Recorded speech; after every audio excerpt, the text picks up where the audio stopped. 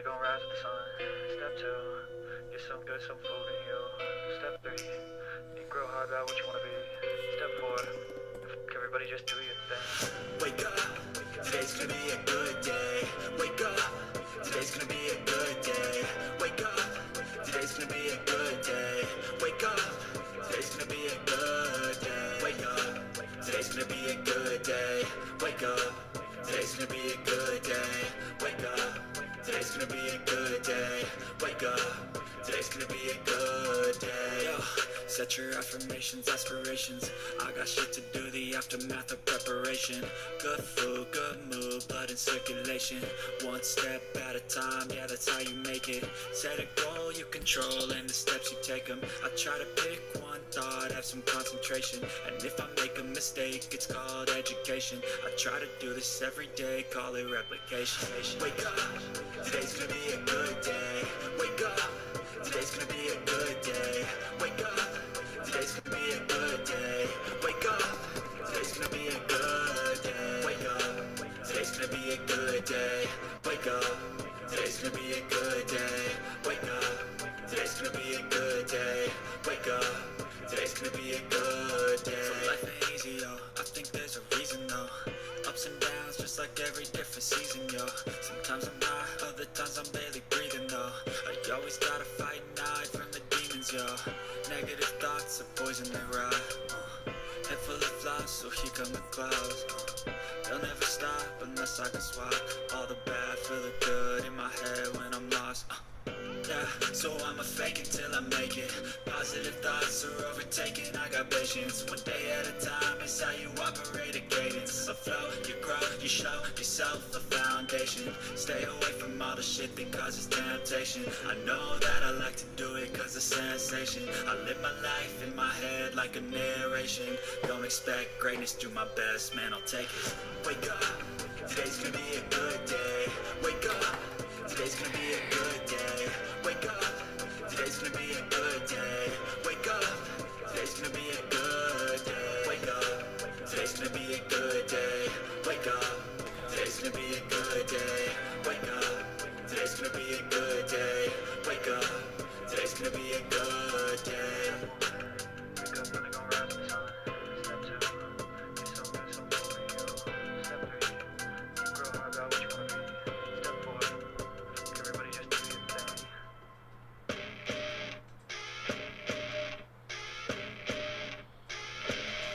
As you wake up in the morning, you want to find the latest, greatest information about criminal cases and have an intuitive conversation about the suspects associated with these cases.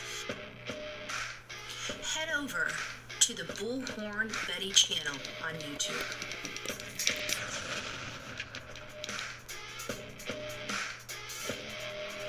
Get breaking news right here on the Bullhorn Betty channel. Welcome to the Bullhorn Betty Coffee Club. Enjoy your stay and enjoy your day.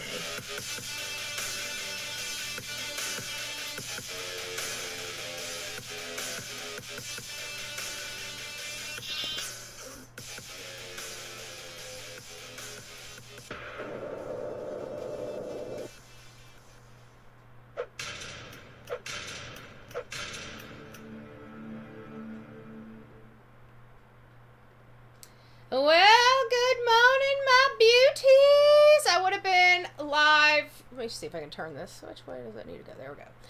I was live. I was setting everything up, and I had a horrible echo in today's show. So I would have been live a little bit earlier, but I had some technical issues that I had the pleasure of dealing with bright and early this morning when I was ready to go live. After I already set up the show, by the way. Good morning, my beautiful coffee beans. I am Bullhorn Betty, and we cover true crime, and we're kind of staying on the case of Jaden Spicer. There's some information coming out. This case is, you know, there's still going to be some investigation. We're still going to learn some details. We're not going to really have a whole lot of talking points until the autopsy comes, because I think the autopsy is important in this matter, because I really am still not buying the mom's you know, I gave him medication, too much medication story. I'm sorry, I'm just not. Good morning. I didn't get coffee, but I do have a Coke Zero, a cherry Coke Zero. Breakfast of Champions. So here's to you, all my beautiful coffee beans. I hope you guys are doing well. Dawn, it's nice to see you. Jacqueline Hyde, I haven't seen you in a while. Good morning, love. Sonia's up in the house. Melanie, Linda, Chaos, it's nice to see you. Sassy Granny, good morning. Did I say hi? I think I said hi to you, Chaos. Linda, Lisa, be always. Denise, Libby, Sonia, it's nice to see you. Who else do we have? Eeyore Blues, good morning. Tammy, good morning, love. VA up in the house. It's nice to see you. Michelle, good morning. Jewel, I think I said hi to you, but if I didn't, and it just popped up on me, so now I just lost everybody. So let me go back up just a little bit. YouTuber is here. It's nice to see you, love. Peggy, good morning. Who knows? Good morning. Love for one another. Ooh, I like that. It's nice to see that. Bren, Diana, it's good morning. Show Poodles, good morning. Good morning. So I think, you know, I got to watch some interviews yesterday, and I got to see, I think it was either Court TV or Law and Crime, and our lovely Jennifer Coffindaffer was a panel guest, and they actually talked about, which, you know, it's ironic, and it happened before. I just got it yesterday. It happened before. I think I spoke last night. Oh, thank you, Melanie. She says, good morning, Betty. Oh, there it is. Oh, I need to turn that volume down. Ooh, I don't like the volume. That volume's loud. I got our stuff up and working. How do you guys like that? We now have chat up here. We have our ding, ding, dings. We're still, like I said, I can only do just a little bit, a little bite size here and a little bite size there.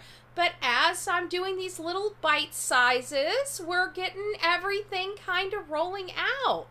And so as I'm building the show and building the studio, the virtual studio, it's giving, I know, we're getting fancy. I know, I love it. I love it. It's been, I'm really proud of the progress. I have to be honest, I'm proud of the progress. So we're here, and we're going to continue to roll out new features now that I have an open source system that I can literally do whatever the heck I want to do. I'm just need my creativity. Okay, so let's get back on this. Now, before we get started on Jayden, oh, let me get back to Jennifer Coffindaffer. I'm taking you through a sea of stuff. I probably should have had my bullet points, which I failed to do this morning. So, Jennifer Coffindaffer basically compared this case to Sebastian Rogers' case. A lot of the same details, a lot of the same players, a lot of the same, just a lot, you know, some differences, but a lot of similarities. And we were just talking yesterday about how, you know, can we use some of these cases that are being solved to help solve some prior cases? And I have to think, yes. So we need to look at these details, right? Jayden was found within 19 miles. We've been talking about this 20-mile radius around Sebastian's home for over a year, okay? This right here, you know, they also have similar situations. They put this 10-year-old child, which is 5 years difference from Sebastian. But they say they put this 10-year-old to bed around what time? 9 o'clock.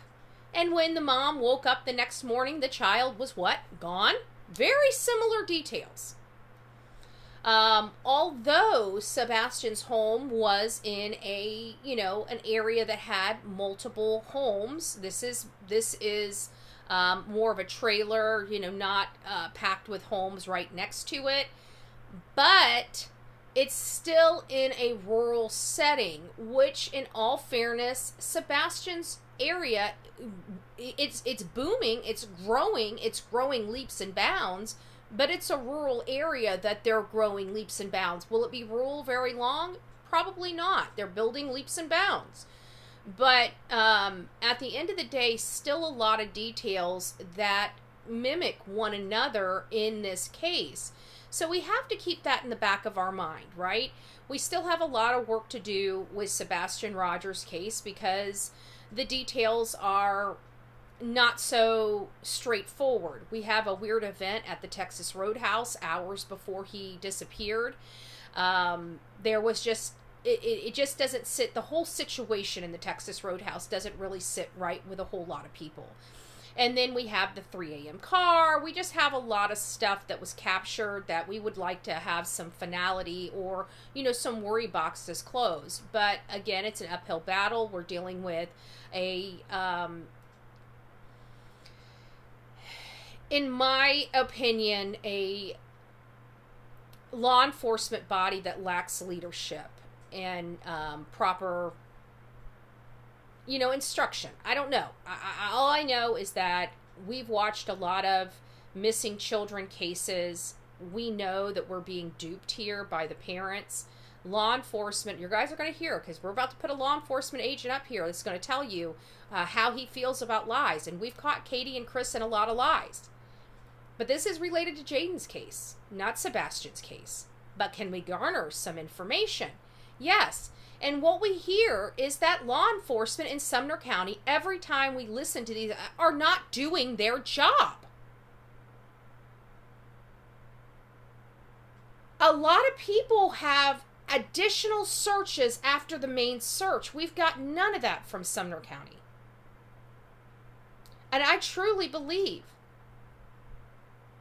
this case will not be solved until Eric Craddock is out of office. I said at the very beginning, you know what? If he's going to shut his mouth and not and tell the public to go F themselves, he better bring some stinking results. Because if he doesn't, it's his career. It's his career, and I'm telling you, his career's done over this case. This is how careers are obliterated. And he is so pompous that he either doesn't believe what I'm saying, but I have brought the truth. I have brought the truth. I told you guys about who else brought up federal funds.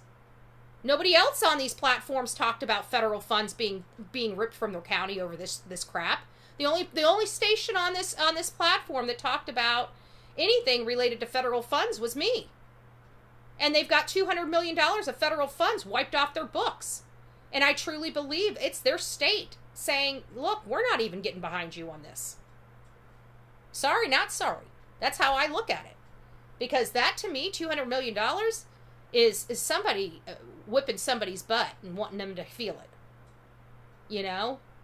And they brought a lot of stain to the whole entire state of Tennessee because Tennessee already knows. There's no ifs, ands, and buts.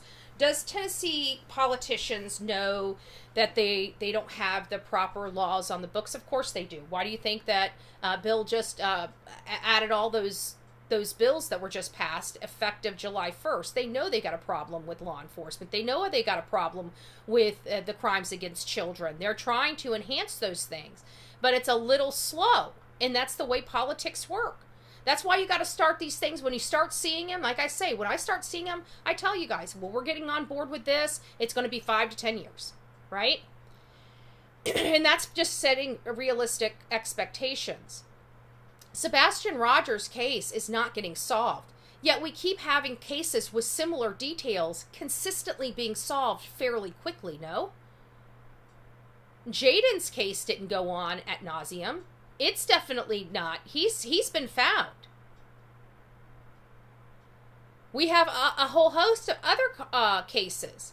Which cases don't we have bodies in? Lilly and Jack Sullivan, Summer Wells, Sebastian Rogers, Layla Santinello, Holland Snap, Harmony Montgomery, solved case, still no body. Parents have the appetite when their back is against the wall. Look at Adam Montgomery and the lengths he went to try to cover his crime. This is what people are willing to do to cover up that crime. I mean, for F's sakes, this mother, Felicia Gross, loaded her deceased child, at least allegedly, right? We don't know if he was just knocked out or what. She's not a medical professional. She's not a medical professional to say that her son is deceased. She could have gotten him medical help. Who knows? He might still be here. But she chose to load up a lifeless body in a plastic tote and take it out to a rural area, even more desolate area than she lived in, and dig a hole and drop her son in. This is a child she gave birth to. This is a mother.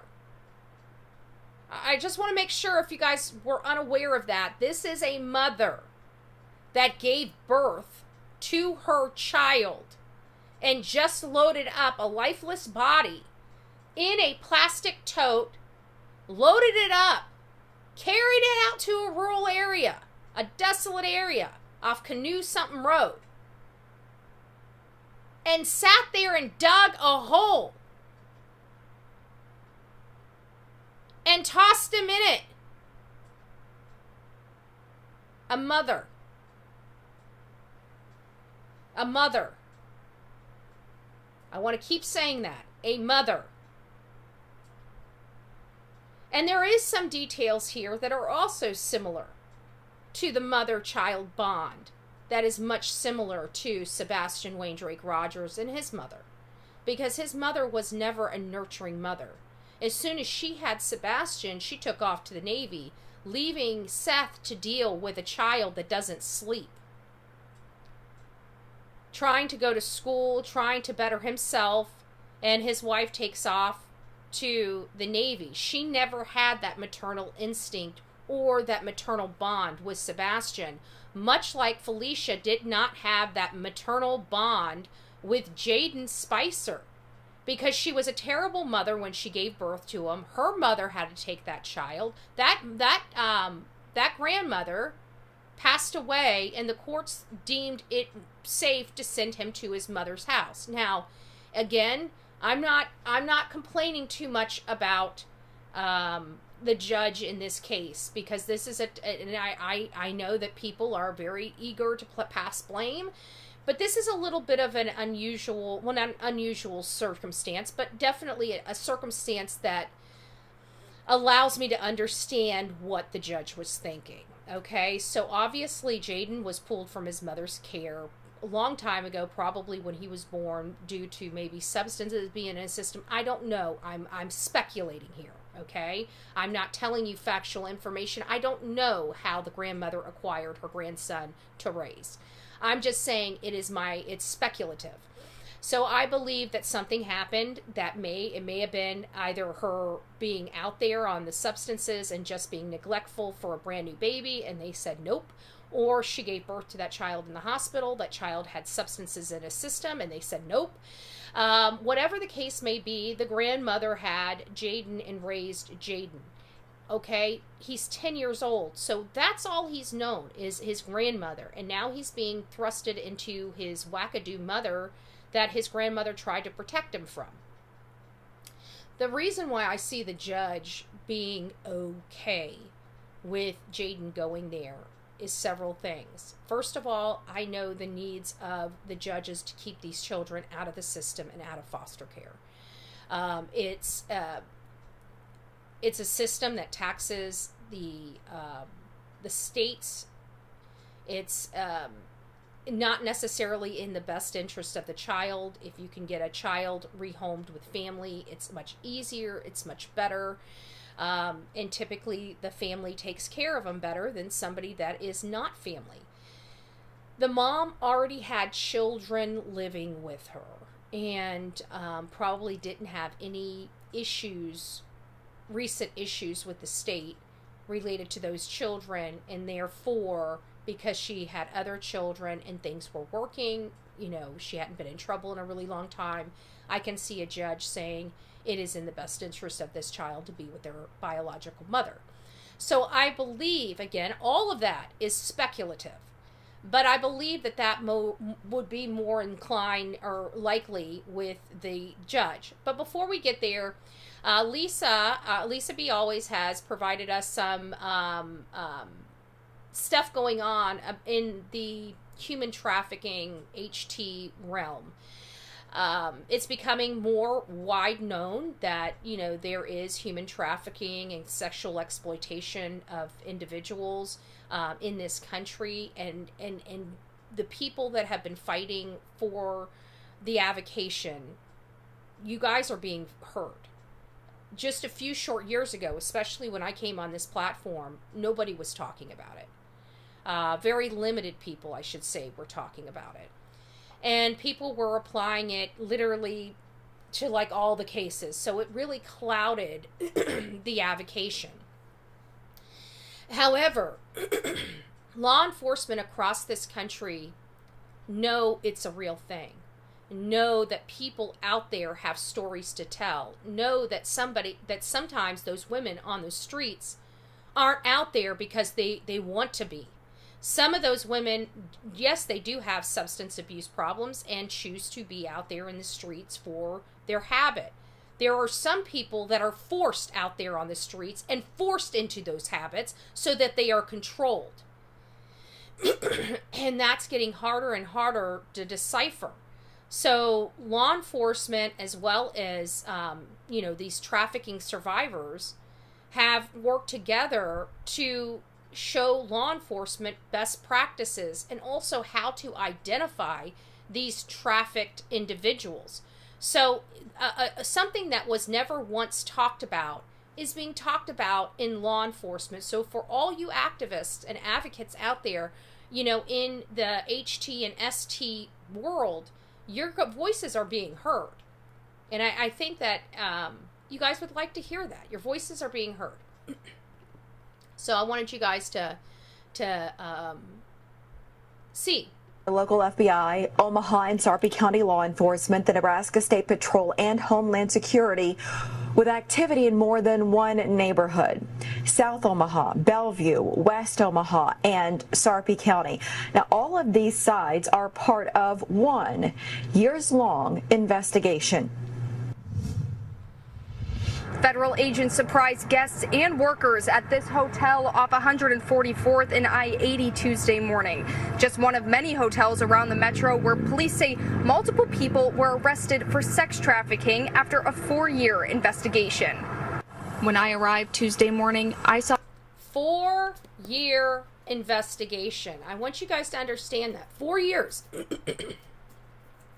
A 4-year investigation. And I think that's important because, like I said, whenever you're trying to advocate, it is a commitment. It's not one of those things where you can go and spill your story and walk away and never talk about it again. It's something that takes you being passionate about it and keep going and going and going. 4-year investigation. Nothing happens overnight. Nothing happens overnight. And think about all the people that these investigators had to watch be abused to get their investigation to take this ring down. 4 years in this particular case. Saw law enforcement from the FBI, Homeland Security, and Sarpy County deputies combing the area around the former Super 8 motel near the interstate. We learned this is just one. Oh, hold on 1 second. What does it say? It says, I don't know why YouTube changed it back. Are you guys talking about the usernames? I don't know why. They keep playing around with the usernames. It sounds like it's going to be something permanent from everything that I have been reading. If you guys are talking about the names, I'm hearing that it's going to be a permanent solution, and it's going to be able to help you guys tag each other on the mobile app. Right now, we're off names hotel. Our suspects, yeah, they are, and we've got them. We've got a lot of these places everywhere. Like I said, we have to keep your eyes and ears open. But this is a 4-year investigation, and I think that that's important because it comes back to the conversation that I was trying to have with you guys about the avocation. You know, when you make a decision to make change, whether it be a law, whether it's producing a bill, whether it's whatever, it takes years to get it accomplished. And this is no different in investigations, especially these underground type of investigations. These people are very careful and know what to ask to try to smoke out law enforcement. So it takes law enforcement knowing what to say, what to do, and they don't know that because they're not criminals. So they have to go to, survivors in an effort to figure out what's going on behind these walls. And then they have to start building an investigation. And it probably took a John, which, again, undercover work is undercover work, but they would have had to have been engaging. Just saying. What does that look like? I don't know. I don't want to know. 4 motels raided after a 4-year investigation. Officers rescued 10 minors under the age of 12 and 17 adults, all part of what the feds call a trafficking ring. Some children worked long hours for low pay, labor trafficking. Agents also say both minors and adults were forced into sexual activities by hotel management in exchange for a place to stay. Hotel management being involved. Hotel management, y'all. If you guys are out there and you guys see people hanging around hotels, maybe talk to them. See if it's something that's reportable. We don't want minors or anybody. I mean, you know what? Listen, I'm not here. I'm not a saint. I'm not going to tell people how to live their life. That's for law enforcement to do. If they want to be out there in the streets and they want to be selling themselves and they want to be, using substances, until they're ready to change their life, who am I? I'm not. But when you're being forced into it and when you have management from hotels, dangling your roof over your head, this is egregious. So the hotel is basically the pimps. What in the AF? So this investigation revealed victims who were forced into sexual activity, living and working in dangerous and unsanitary conditions, and extorted to work in grueling jobs with little to no pay, right here in our neighborhood and our community. 4 men and 1 woman are under arrest. In addition to labor and sex trafficking, agents say the 5 engaged in drug trafficking. One eyewitness told investigators drug use was open and notorious in the parking lots. In addition to the inn near I-80 and Highway 50, the 5 arrested owned and operated 3 other motels. Now, let me just say this. They're talking about, and they said some things that bother me. That these people are doing deals and stuff right in the parking lot, in front of people. Law enforcement had an opportunity to arrest anybody out there doing that long before it got to this, but they chose to let those smaller crimes go in an effort to maintain their undercover work. Because it was the ST, it was the sexual exploitation they were trying to go after. 4 people netted in this bust, and 4 people doing, think about how many people were probably under the control of those 4 people. A heck of a lot more than 4 people, I'm sure. That's scary. That's scary. In the neighborhood near you. So we're going to go over here to this press conference and listen to what they have to say. We're only going to take a few minutes. It's a 10-minute press conference, and then we'll get on into Jaden Spicer. My name is Eugene Cowell, Kowel. I serve as a special agent in charge for the FBI's Omaha field office. We cover Nebraska and Iowa. I'm joined here today with the United States Attorney's Office for the District of Nebraska, Nebraska State Patrol, Omaha Police Department, and Sarpy County Sheriff's Office. So early this morning, FBI Omaha and our partners conducted a large-scale law enforcement operation. Thank you, Pat. I appreciate that. I wonder if yours will pop up. Hold on, give it just a moment. It should pop up. If it does. I don't... Usually they take a few moments, but maybe this one didn't. It should be. But thank you. Thank you so much. I'll have to check that. Maybe I only have the super... Maybe I'll have to do a different one, because that one didn't pop up. They have settings in there. I must have removed the setting. But thank you, Pat. God bless you. operation in Omaha, Bellevue, Norfolk, and Elkhorn here in Douglas County. Altogether, we had over 300 law enforcement personnel from 11 different agencies Aw, thank you, conduct search Robin. warrants at 4 hotels, 2 residential locations, and 6 other commercial establishments identified as eyebrow salons. 5 subjects were arrested on federal charges, and so far 4 subjects were arrested on Listen to this, guys. This is bigger. Did you guys hear that? Nail salon? residential locations, and 6 other commercial establishments identified as eyebrow salons. Eyebrow salon. 5 excuse me. subjects were arrested on federal charges, and so far 4 subjects were arrested on outstanding local warrants. The takedown today focused... It might be because it's yours. That might be it, Robin. I don't know. But that's interesting, because I do see people writing on it. I just don't think you can write on theirs, but I don't know. We're still learning. Still losing. Still learning. Just on disrupting and dismantling criminal activity here in Nebraska as part of our Operation Summer Heat. This is a nationwide FBI initiative with our partners Nationwide. going after major violent offenders and working with all of our partners to crush violent crime during the summer months. So before I share some details about the investigation today and the operation today, there's a few things I'd like you to know. First is the arrests and search warrants this morning were part of a long-running investigation. And I cannot emphasize enough that one thing that was critical, absolutely critical to this case, was the cooperation and information provided by members of the public. And that really is the most important tool we have in law enforcement.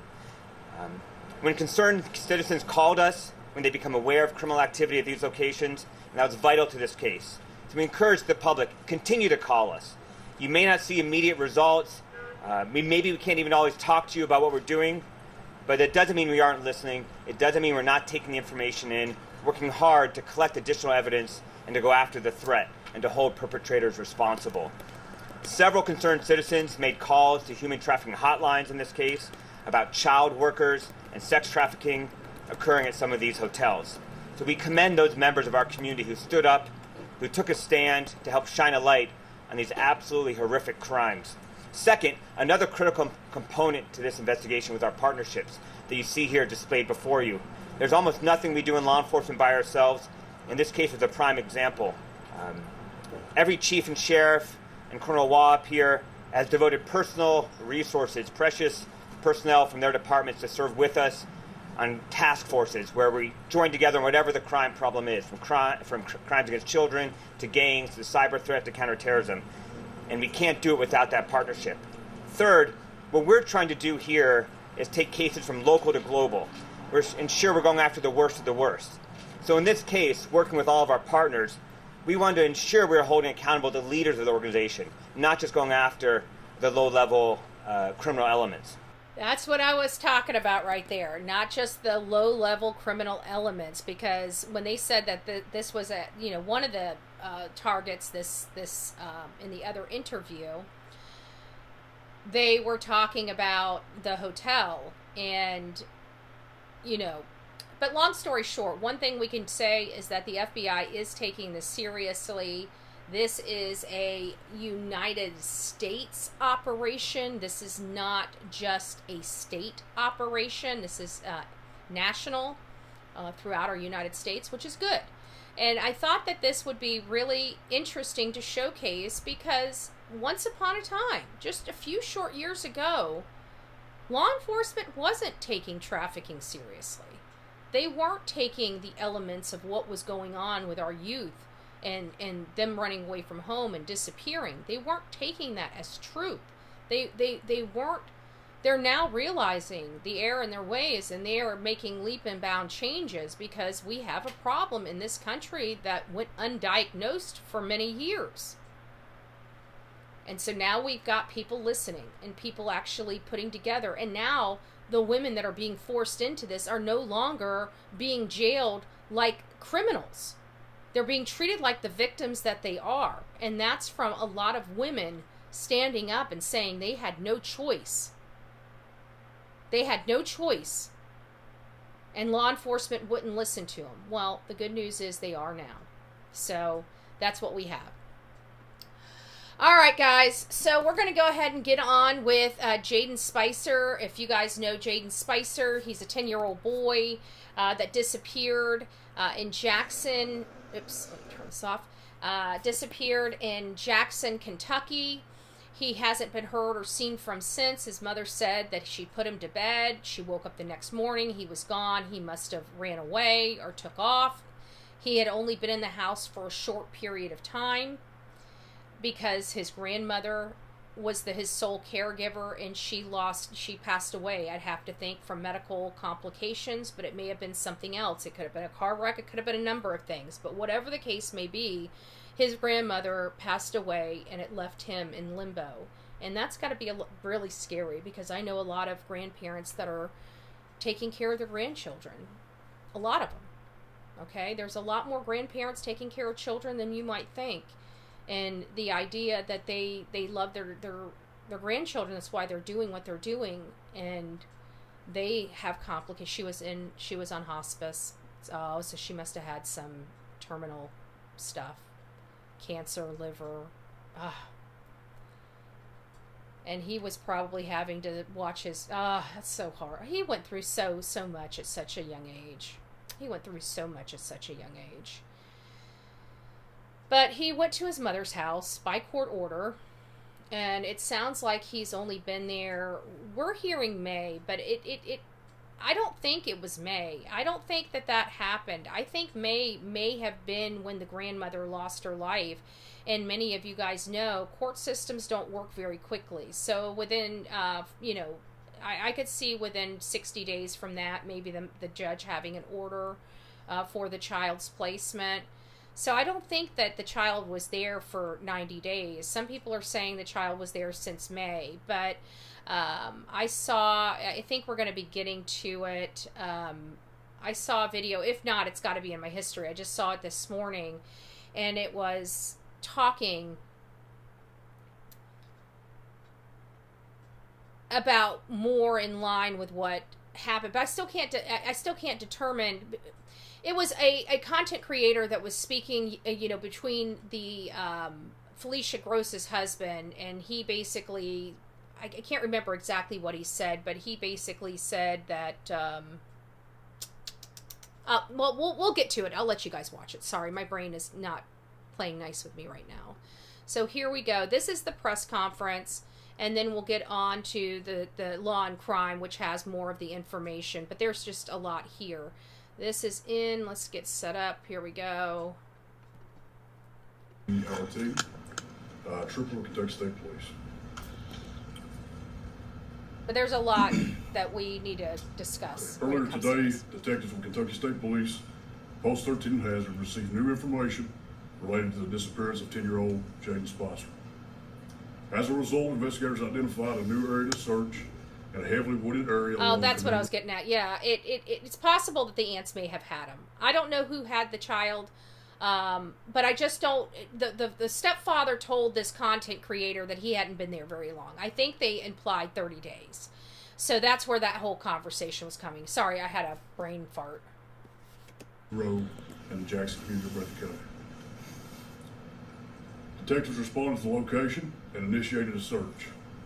Shortly thereafter, approximately 3 p.m., the remains of Jaden Spicer were discovered buried at the scene. The Breathitt County Coroner's Office responded and pronounced the child deceased. The remains will be transported to the medical examiner's office in Frankfort for an autopsy.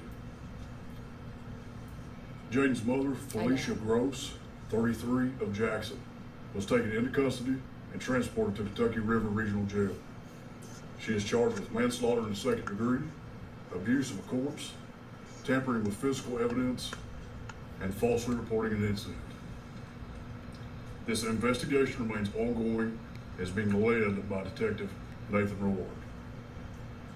This incident has transitioned from a missing person investigation into an active and ongoing criminal investigation. With that, we must advise that specific details regarding this investigation cannot be released at this time.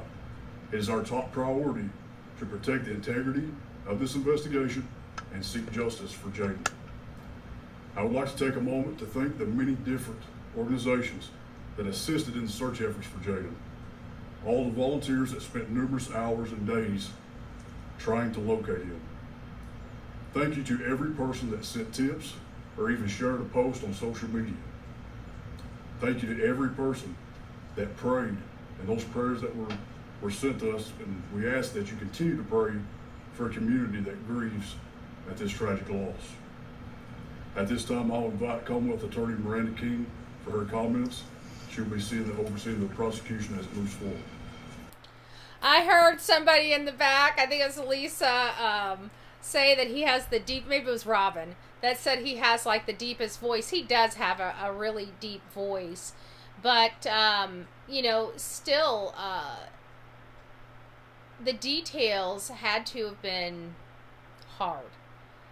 I'm curious how they located Jayden. Does anybody know how they located? Has any rumors been heard about how they may have located Jayden? His voice is so sus. The sheriffs? No, the sheriff seems like a nice guy. But I am, let me just bring this down. Sorry, I'm still adjusting some things here. Nope, that's not what I wanted. All right, there it goes. It's not letting me bring, oh, it is. Okay, so that must be the bottom of the thing. Okay. Sorry, I was trying to get my whole body in here, but I think I've zoomed in too much, so it is what it is. But Jayden, I think the one main thing that at least sparked their curiosity is, first and foremost, the family has been coming out and said that, you know, the mom's story just doesn't seem right. They know Jayden. His mother didn't really know him. His family, his other parts of the family knew him better than his own mother because they were the ones raising this child. And they kind of felt something was way off when it came to her statements. We're also going to get into the letter she wrote, because the letter she wrote to the public, I think, is going to turn around and bite her in her hindsight.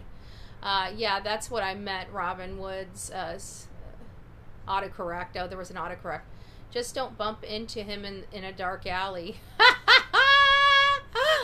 You guys think the sheriff, because he's got a deep voice, is a sus guy? Oh my gosh, you guys are cracking me up. I heard Mom showed them. Oh, okay. Well, that would make sense. That's what I was thinking, because I felt like she either had to have confessed, or they had to have followed like her phone, her car, or something. But I also think it had a lot to do with her inconsistent statements, and I think they challenged her a lot on those inconsistent statements. So we're getting several people where they said the mom told them where he was. So she must have been, they must have caged her. And I think I read yep, okay. He'd be good. You guys, wrong beating. A person smelled something or called in. When they went to investigate, they found him. Apparently there are houses around there. So Belinda is saying that it might have been a couple things, that there were some like smells coming. I can't even, that poor baby. A great radio voice. So Jules says he's got a great radio voice. The sheriff's voices. Some people like it, some people don't. Well, should we take it to a poll? Let's take it to a poll. Now you guys got me in. Okay, let's take it to a poll. Does the sheriff's... I can't believe I'm doing a poll on this.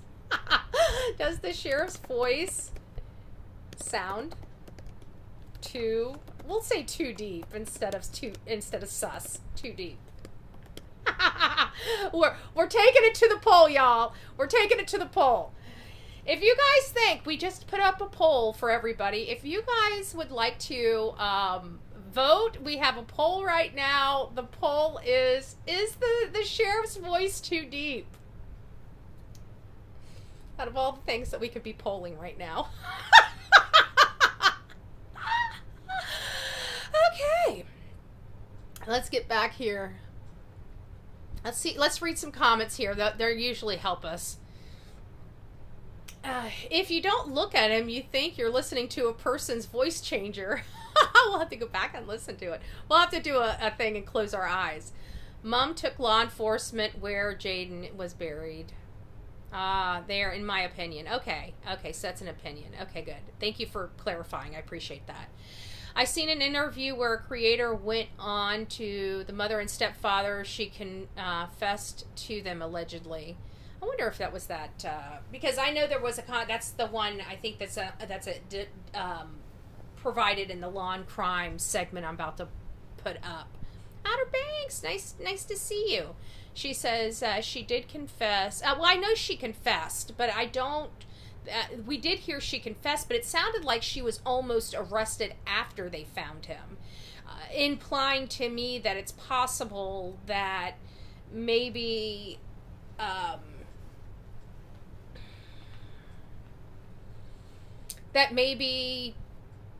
he was found and then she was presented with that and the death and she confessed. So that's why I was confused. I know she confessed. I did hear the reports the mother ultimately confessed. Now I'm still the stepfather, I don't know what's going on with him. She took the blame for everything. It sounds like the stepfather didn't have any hand in it.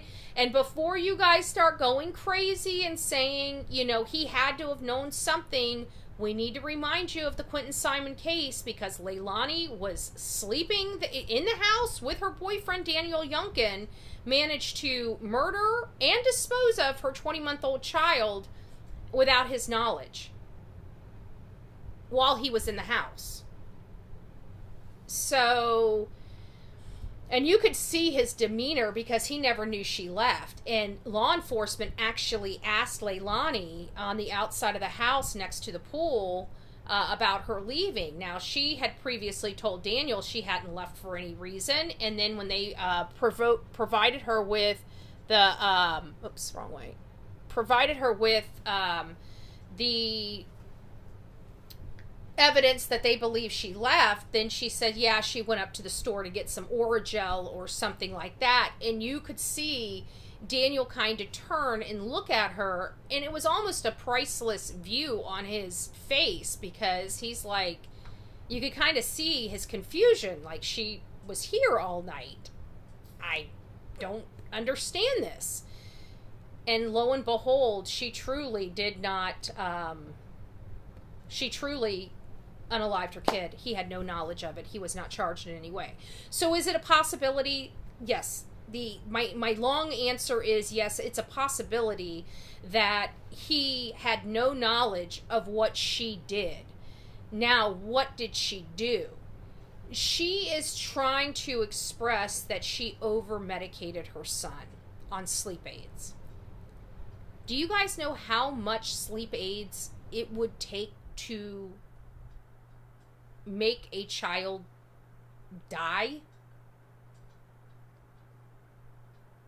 Now, the question is, that's over-the-counter medication. Did she give him a pharmaceutical? Did she give him maybe something she was prescribed or that she got off the street?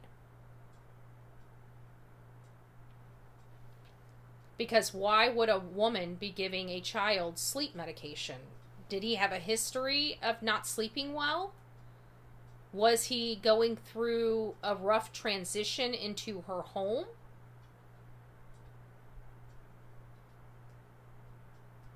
Though Jayden was 10 years old, not easy to carry alone. Did she? Yeah, she could have. I know I've dug a lot of stuff in my years. I heard that she went out and confessed, then took LE to where, that sounds about right, Women's Warrior. That's why I was trying to figure out, because that was going to be, what we needed. Now, if that was the case, maybe that's the reason why the significant other is not behind bars, is because she did confess, and now they have to build the case and find out if there's any other people involved. There may be pending charges.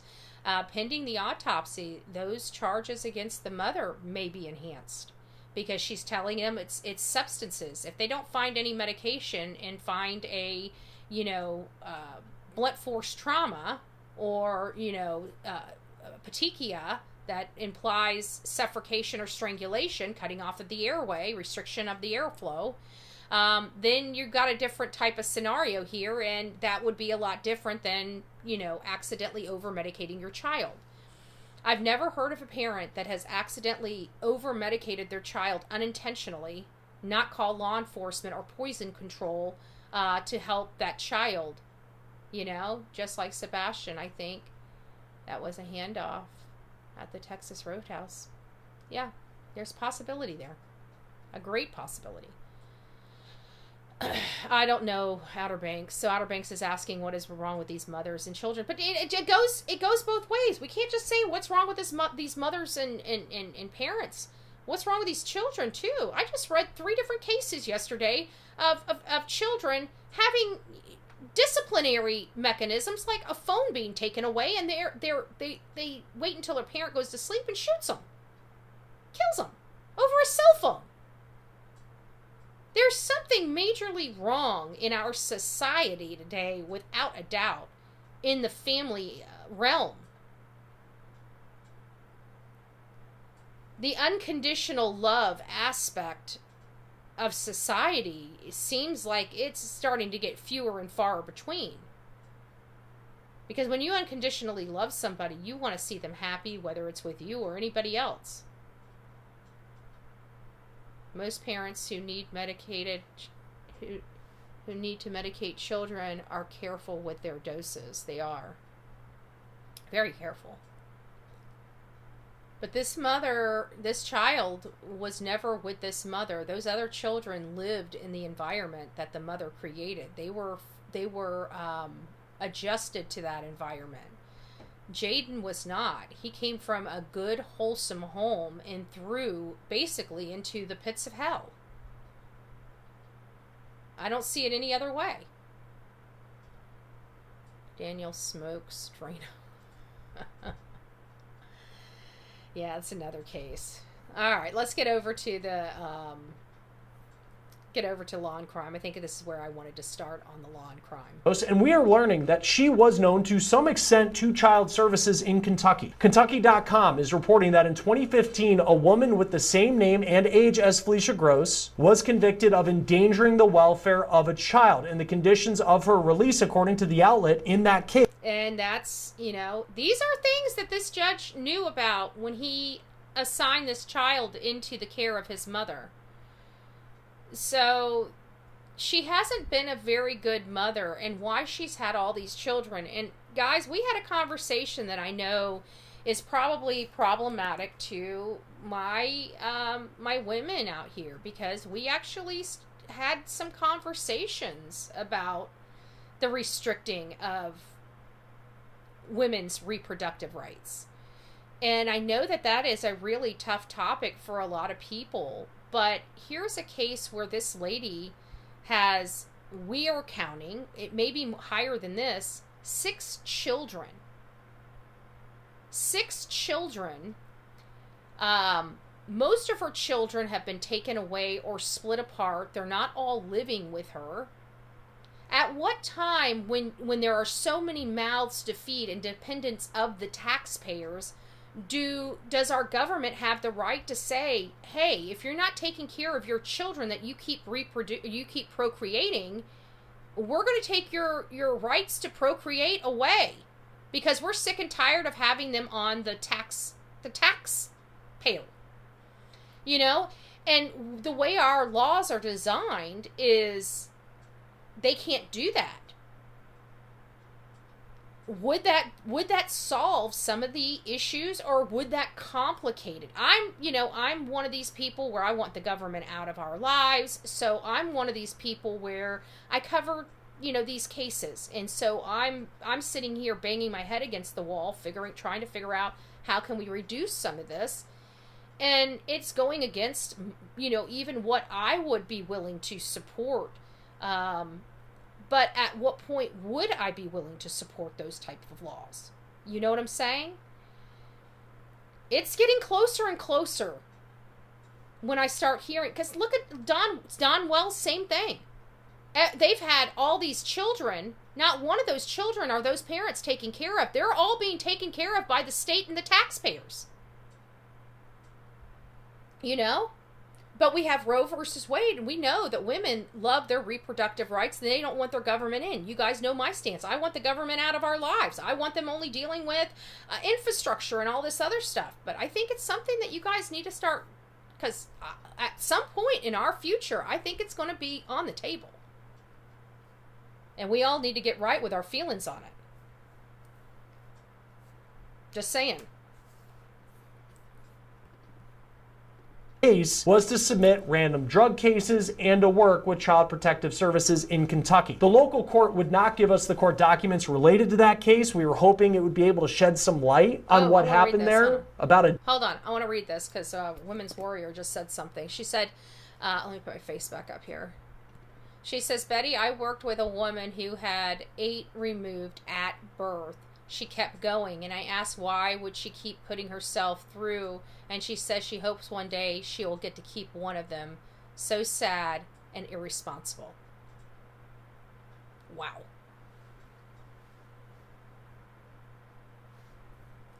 You know, the only way that they take it is being a crappy parent. So if parents want their children in their lives, ditch the substances. What is more important to you? You taking care of your child, or you filling your body up with substances and alcohol? There's choices in this world. But, wow, that's nuts. Wisconsin, they'll take your child support payments if your kids are in state custody. Well, they should. They should be forcing all these parents to pay child support. Maybe that's the... But how are you going to force, drug-addicted parents to pay child support? You can take their driver's license away, but they don't care. They most likely can't even afford a car to begin with because they're spending all their money on substances. So, but maybe that might be what they need to do, is start taking benefits away. I don't know. Like if you have children in the system, you're not getting, food stamps or living expenses or whatever. Maybe that needs to be, I don't know. They need to find ways to kind of curtail this, because there's a lot of children in the system that have a lot of siblings. Betty, UK, we are only allowed to benefit for 2 children now. Oh, so maybe that's it. Restricting the taxes. I don't know. Well, because I don't want to punish parents for, we want families that have the ability. If they want large families, they should be able to have large families. That's where it gets so complicated. Because there are families out there that have, that want large families, 8, 10, 12 kids. And they take care of their 8, 10, 12 kids. They have a farm, they have things to keep their children active, their kids are doing well in school. There are parents that want a large family if you can't afford them. Yes, exactly. But that's why I think it's so difficult. This is just that gray area where you're kind of damned if you do, damned if you don't. No matter what you do has horrible consequences. Every choice that's made when it comes to the children has great benefits, but they also have terrible consequences. And you're trying to find that happy medium. It's definitely something, but I think if we keep working, you never know. Maybe one day we'll all be here and somebody will come in here and it'll be an epiphany. Somebody will say, why haven't we done this? It'll be like, you know what? Why haven't we done that? I'm waiting for that day. But until that day comes, we'll continue talking about, what we can do to curtail some of this stuff. And, a lot of it's just going to be hot air. We can say we can do this and do this and do this, but the reality of it is, our laws prevent us from doing a lot of stuff. We are one of the most free, and people don't understand that. We are one of the most free countries in the world. Our government can't control us. We can control our government. And we can bend things and move things, but it takes a whole lot of power to do that, because it takes the majority of us coming together. And as you know, we got a lot of people in the United States. So for the majority of us all to get on the same page, It's tough at times. And this is going to be one of those, and you guys know, decades was spent on Roe versus Wade. I don't think that there's going to be a whole lot that's going to be done to curtail a lot of this stuff. And so, all you can really do is throw money at it. But the money we're throwing at it just doesn't seem to be enough. Never-ending battle. Never-ending battle. Let's keep moving. A decade ago, and whether Jayden was involved, but they said because of confidentiality law, they would not be able to provide us those documents. We also are learning from Kentucky.com that in 2013, there was a woman who has now passed away who petitioned Felicia for child support. But in that case, same situation. It's unclear if Jayden was involved in that case. Yeah, and it would be hard because there are multiple children, and we know that multiple children are, and we know she does have some children. I heard 2 or 3 of the 6 children were living with her. I don't know if the 2 or 3 encompassed Jayden as part of that calculation or not, but there were 2 or 3 other children inside that home. As far as this case, the death of her son, Jayden Spicer. Authorities say that there's an autopsy currently pending. That'll be done in the capital of Kentucky, Frankfort, to determine Jayden's cause of death, or at least that is the hope, that they will find out what his cause of death is.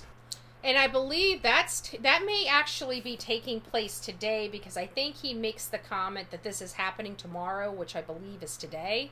So we might be getting some preliminary results, early next week.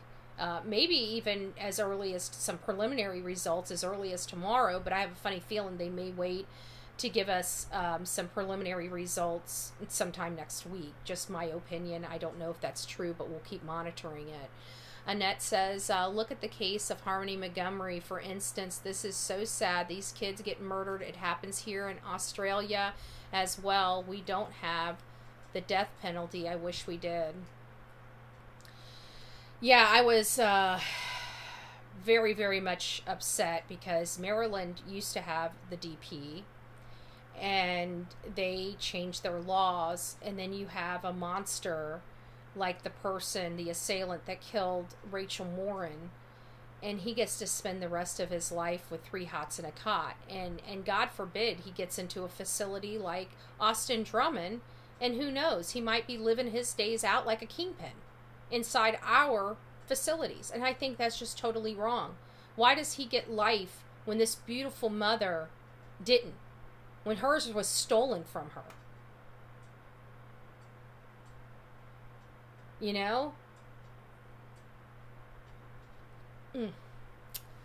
Women who choose men or substances over a daughter should never be allowed around children, including hers. And I agree with that.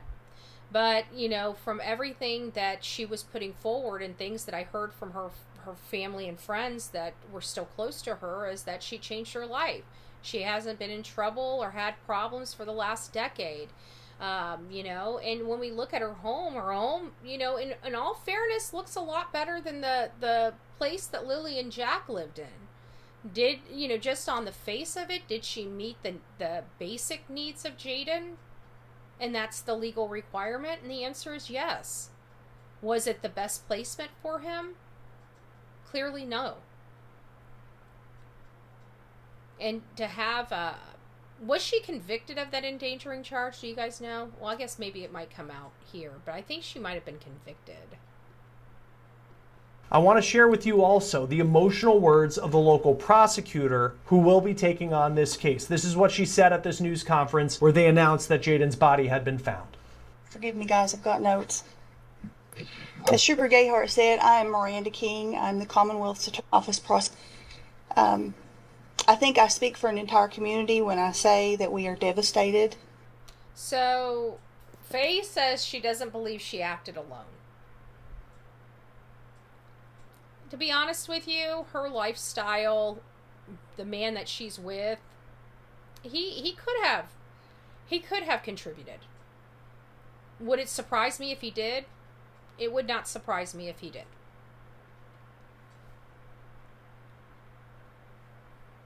Could she have done this by herself? The answer is yes. So, short of a conversation between her and her significant other, short of him in the vehicle traveling with her and them finding, cell phone records to show he was traveling with her out there. Short of that, or other information like utterances to friends or family, he may not be charged. Do I believe she did this all by herself? No. He was standing right by her side when she called 911. This all happened from my understanding. I guess we'll find out. But it thank God it didn't happen all the way back in July. The idea that something happened to him in July and that he wasn't reported until August, a month later, that would be pretty hard. So I'm still trying to make sure that he disappeared when he disappeared. They didn't say anything about, so far that I heard his body was badly decomposed. Yet it has to be pretty bad because, there's heat everywhere. We all know, we're all feeling the heat. Kentucky, I have to believe, is a pretty hot, much like Florida, very hot state right now. And anybody being out there, one thing we learned in the Brian Laundrie case, because he was basically off the bone with everything into the ground within 10 days. Everything. And it was simply because of the heat and the humidity that broke down his body and his tissue so quickly. I found out that there's not a whole lot left. In colder weather and stuff like that, preservation it holds a lot better. But in the heat, it breaks you down so much quicker, faster. And so we're not hearing those things. The fact that she put him in a plastic tote, believe it or not, was good for law enforcement, because that plastic that was on him, his person, his clothing, his hair, his nails, whatever the case may be. So she actually, by putting him in that versus just throwing his body into the dirt, she preserved a lot of evidence that will ultimately be used against her.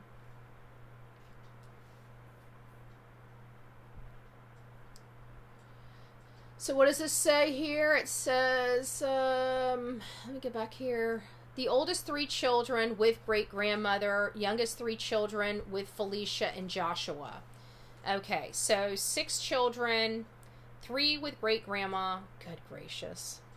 So we're going to have 3 more children that may be in the system before they're aged out. That's sad.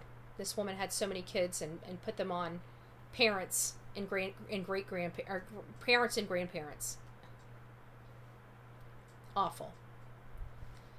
Good morning, Karen. It's nice to see you. Tammy, good morning. Harmony's dad has filed for an appeal claiming the evidence was tainted. Okay. Yeah, he's just a monster. He deserves to rot in hell. They should have DP'd him. I don't believe she did it alone. I believe the boyfriend helped. It's hard to dig a grave. Yeah, I agree. It's hard. It's hard to dig. I've been out in Florida sun digging trenches for big fat electrical wire to lay into and big piping to pull that electrical wire through in the dirt. I can tell you I've done like 2 foot down trenches that went 100 foot, 150 foot, 200 foot. It would take me literally all day to dig by myself.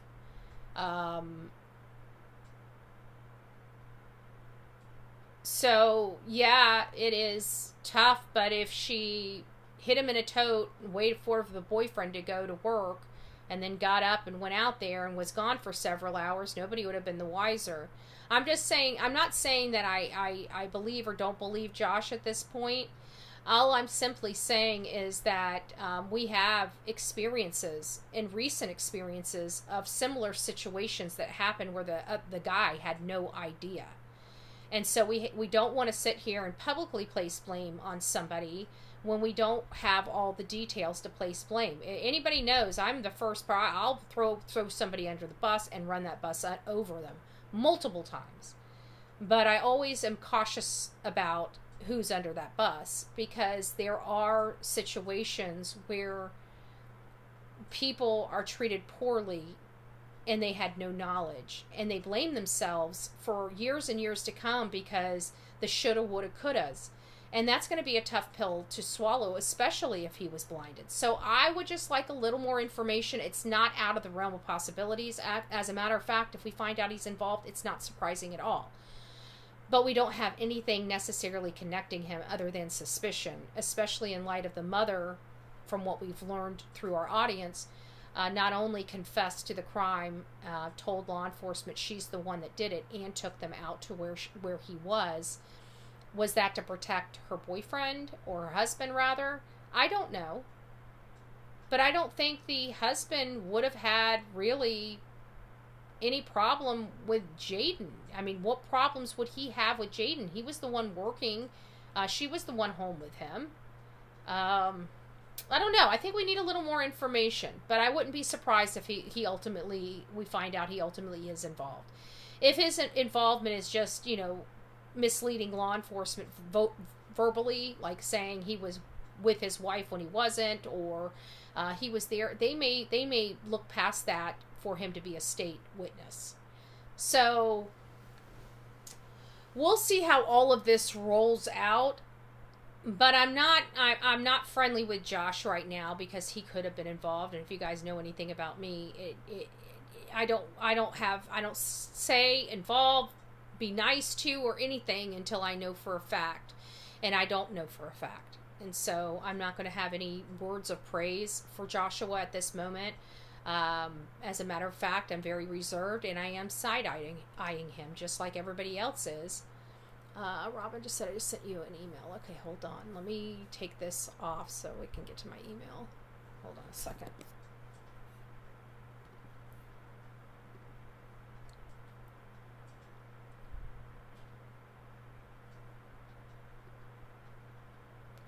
Ooh, interesting. Okay, I like that. Thank you.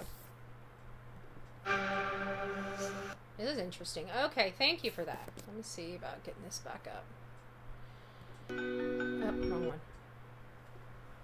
There we go. Welcome back. This morning, we're continuing spotlighting the case of Jayden Spicer, specifically the public outcry for justice for him.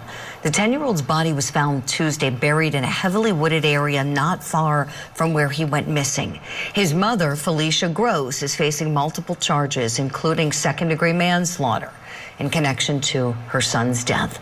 The prosecuting attorney addressed the public response to this case while assuring justice for Jayden.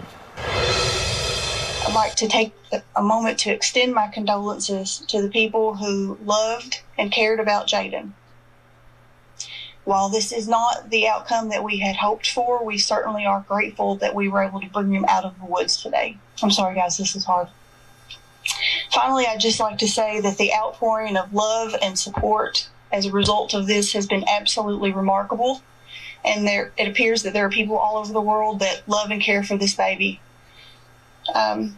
Because of that, I would like to assure the public that now, thanks to these guys, Jayden is now in good hands. Let's talk about this some more with Kentucky State Senator Brandon Smith. Brandon, good morning to you. I understand you joined in the search efforts to find this precious little boy. Tell us a little bit about that. And I like this. This is what I'm going to say. I like this. I like the fact that you have a senator coming public. Where was that in Tennessee for Sebastian Wayne Drake Rogers? I heard very little. The only person that was of a public figure, in my opinion, that was really engaged with the Sebastian Rogers case was one lone county commissioner in Sumner County. And I can't even remember his name. I know somebody here does, so please put his name in there because he should get a round of applause. But here, in Jayden's case, we've got a state senator. Marsha Blackburn never came out and spoke about Sebastian Rogers' case. I just want to put that out there because I am going to be holding my people on the our side of the aisle accountable to Sebastian and for Sebastian, because this is what was needed from senators and other politicians in the state of Tennessee for Sebastian Wayne Drake Rogers. But I'm glad somebody is standing up for Jayden. And we need to look at this.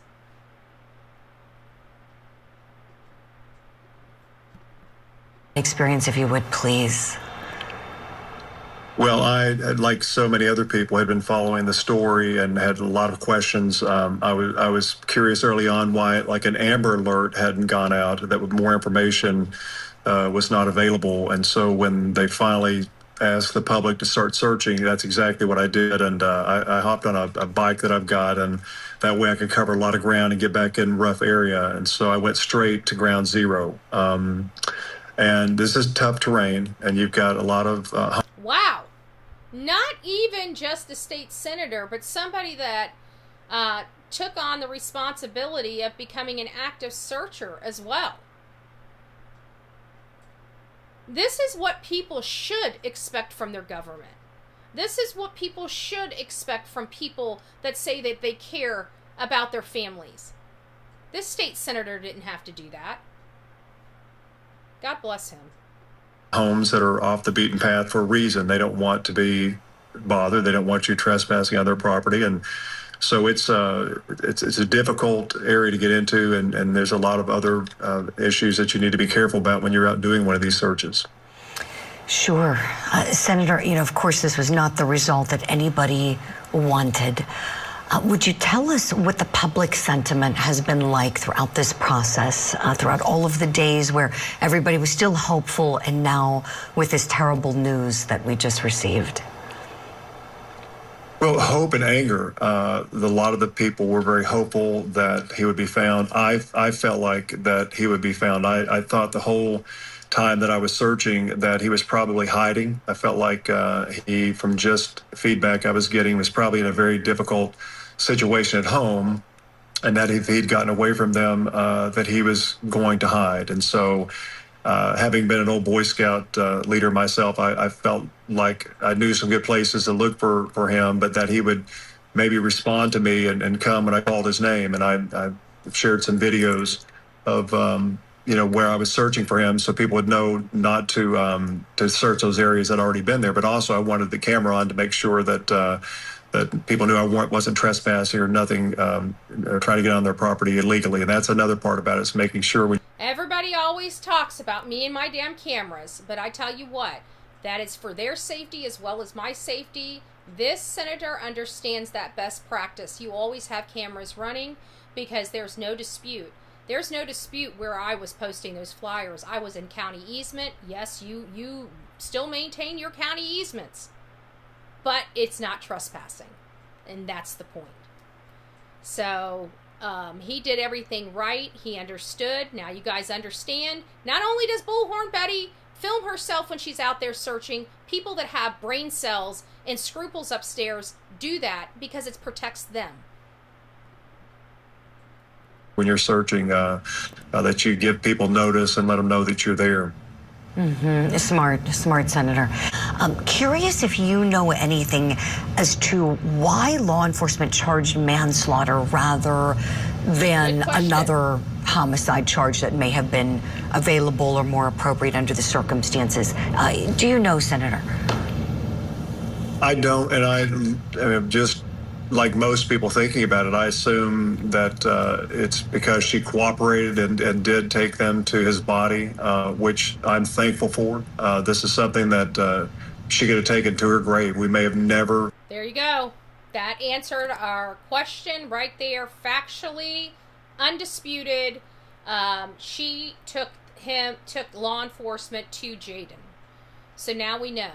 TNHC, especially Sumner County, has never topped Kentucky until changes are in place and true blue and caring officers take over. I agree with that. There was a couple other comments I saw in here. In my opinion, she shouldn't, and SS should have had to admit his guilt and explain what he did. I agree. No contest. Just rip the family. Somebody saying Marcia's useless. She's a rhino. Might very well be. I have good regard for her because she's always been at our rallies. She's always been in a support and stuff like that. I've had conversations with her. She's a nice gal. But being nice and being effective are different. You can be nice and have all the great intentions, but if you're not effective, then effective. Those great intentions are going to the wayside because they're not equating into action. The politicians are covering their backsides in Sebastian's case. Possibly. SS refused to take responsibility for the passing. Some might say it's just for votes, but technically actions are louder than words. Yeah. And not only that, but if you look at his demeanor, like, if he really wanted to grandstand, he would have been in front of the cameras, not on a bicycle out in the woods looking for a child, if that was it, you know. I think I actually would love to hear that from a lot more politicians when they have missing people. You know, they say they care for their flock. Great. You know, how many actually get on their bike and go search for missing people of their flock? Well, this senator. I don't know what side of the aisle he's on. I don't care, but he sounds like he's a pretty decent guy, and I'd keep him in office. I'm saying, first for me. First for me.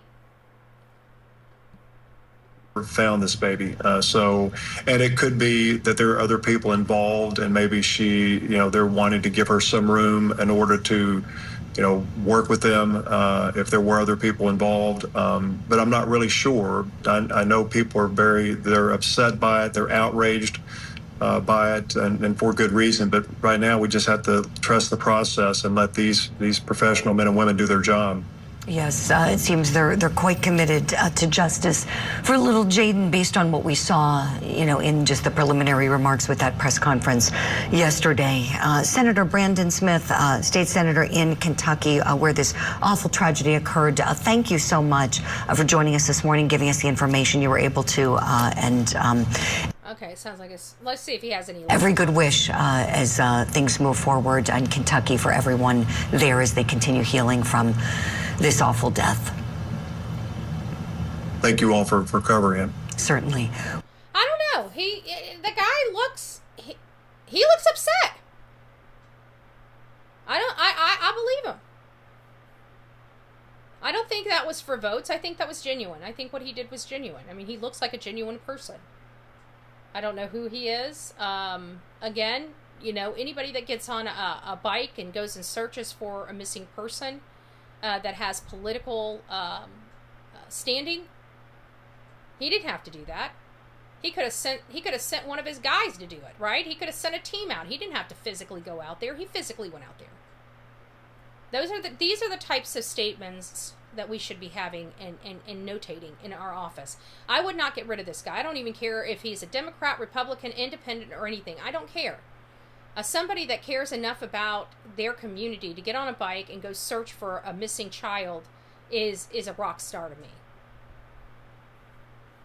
It shouldn't be the only thing that's the basis of it, but it does get a big old fat check mark in the right spot for me when I go to that voting box. I tell you what. I love the phrase, it's easier to ask for forgiveness than permission when it comes to searching for the missing. Absolutely. Absolutely. But, and it's something that we all, but I can tell you, more times than not, when you speak to people and you tell them why you're there, and they know that you're genuinely there for that purpose, I have yet to have somebody tell me no. I've had people follow me. I've had people, you know, say, I'll let you go, but I'm gonna, you don't mind if I tag along? No, I don't mind at all. You know what I'm saying?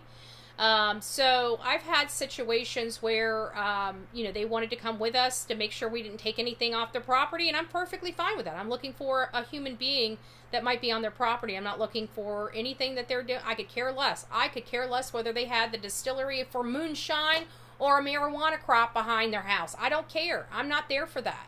I'm simply there to look for a missing person. That's it. Christopher Proudfoot and Katie Proudfoot refused to search. And when they were called out on it, they tried to say, well, we are screaming from the rooftops behind the door of our closed home. They're idiots. They absolutely are showing all signs of being deceptive, of having a guilty knowledge of what happened to Sebastian. All of that is prevalent in their case, and never mind the fact that they lied through their teeth multiple times. which brings me back. Let's go back to our other video, because that was the wrong one. That was the officer that goes through these things, and that was on another law and crime, and that was the Kentucky senator. But here we go, and we're going to hear the same thing from this lady as well. But how did I hit that one? This lady as well. We just watched it on the last one, so let me get through it if I can. Okay. Because of that, I would like to assure the public that now, thanks to these guys, Jaden is now in good hands, and we're going to take care of him. Thank you. Joining us now is private criminal defense investigator Billy Lane, who is also the head of We Are the Essentials for the Missing, which is a group that goes out and searches for people who are missing in cases like the one, unfortunately, that we're following out of Kentucky today. Thank you for taking the time to be with us. What stood out to you just initially from what we were told about Jaden Spicer, and 7 days ago he's reported missing? You know, when you first look at this story, what stood out to you? Well, thank you for having us again. This story had some interesting issues, you know, but also not only does it stand out, but it also sort of fits into some of these other cases that you see a lot. But the fact that the mother was reaching out, the mother made a note to the media trying to explain what was going on, asking for support from the community. If you look at it, there's a lot of things in there that you see in a lot of cases. I think one of the biggest things is that the parents weren't out actively trying to search for the child. All right. Key one. One of the red flags. Now, mind you, the Essentials are composed of military and law enforcement, retired military and law enforcement personnel. I'm not going to say that they're the best of the best in their game, but they're all very, very, very knowledgeable about the policies and procedures with an investigation, and have the knowledge and the experience tactically to handle just about anything between this level of service all these guys have. Great resource. Definitely would like to have them on every single case, but they identify very quickly one of the main initial red flags here is the lack of searching by the parent. So we need to have these, because we need to have our checklist, mentally checklist and physical checklist. Somebody prepare a checklist. Let's put number one. Are the parents actively searching? Number two, have they been caught in a lie? Oh, hey, dreaming blue skies and sandy beaches. You're going to have to get on the replay crew, because we're kind of winding down. We're on the last little stretch of the show now. But it's great to see you. It's great to see you. Sometimes a big red flag in these type of cases. You'll see a lot of parents reaching out, being advocates. They're outspoken. They're actually out there on the ground, getting things done, doing searches, putting up posters, talking to the media. And from what I'm seeing, that wasn't happening here in this case. And that could be a red flag and concerning. But there are times when the family's just overwhelmed and they don't know what to do. This seemed like a missing persons case. It seemed like he might have wandered away from his home. I know there was concern that he just went back to mom after the grandmother had passed, based on some reports that I'd seen. And so that could be an issue too. Was he missing his grandmother? Was he mourning the grandmother? Was he trying to go visit her grave? There were several. Those are things that we were talking about, you know, because we took the strategy of mom being a liar, and we took the strategy and the theory of mom telling the truth. And one of the first things we focused on was, if mom's telling the truth, what would make Jaden, you know, get up in the middle of the night and leave? And it always came back to the grandmother. You know, the grandmother raised him. He's a young boy. He probably doesn't understand, you know, heaven or death, or, you know, never seeing the person again. He went from a very stable environment into an unstable environment, so he had a lot of things going on. Did these things play a factor in why he chose to get up and leave? So we looked at that, and we also looked at other things. So let's let him continue to explain that. And I just wanted to stop it for that to express that. other issues I've seen online and throughout some reporting that was concerning. But yeah, the case in total, I would say, could be concerning, but it also could look like just any other case if you work enough of them. So it's perplexed at the least.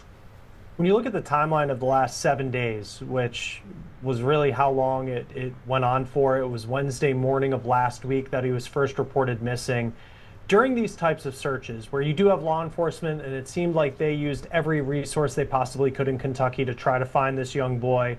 But then, to your point, there was a lot of these questions. What stood out to me, too, in that letter that she wrote is she said, whoever's reading this, if you have information, do the right thing. And that was before any of this would have been like an attempted kidnapping or something like that. It seemed like he had wandered off, and then suddenly it was, oh, go do the right thing. But in these investigations, and that's a valid point, too. And something that we saw happen in, say, Lilly and Jack and Malehya's case, where she's trying, they're trying to imply that the kids just wandered off, but then they wanted to imply that there was, possibly an abduction. And this is kind of the same thing. She's saying that he got up in the middle of the night and left, but yet she's in the letter talking about do the right thing and, let him go or call the police or whatever was in the letter. And it just didn't seem to suit with or fit with what she was wanting everybody to believe had happened to Jayden, him walking out of the house, of course. What point does the suspicion start to mount? After you've been searching for a bit, using those resources, believing the family's story out of the gate, typically at what point did the question start to go back for the family of what's actually going on here? Well, I would say the family is the one who has the most to gain or the most to lose in a scenario like this, the person that's the closest to them. As a former police detective, I would tell you the red flags go off at the first lie. Boom. So if you were able to catch them or anybody in a lie during the course of investigation, that's where the red flags go off at. Boom. So now, let's apply everything we've just learned, not just to this case, but to Sebastian Wayne Drake Rogers. This investigator here, which is retired law enforcement, says the initial is the parents not searching. But it's not definitive because maybe the parents they're so overwhelmed they don't know what to do. Okay, so he gives them a soft out, but not a hard out. Like it's possible that maybe they don't know what to do. Right? But the most definitive red flag is catching them in that first lie. That first lie. I think one of the first lies we heard from outside of Sebastian walking out of the home is that they passed the lie detector test, that everybody passed a lie detector test. Why would they lie about that? So, we know that there were lies that Chris and Katie were caught in, and law enforcement should have been screaming red flags. Screaming red flags. So I don't know.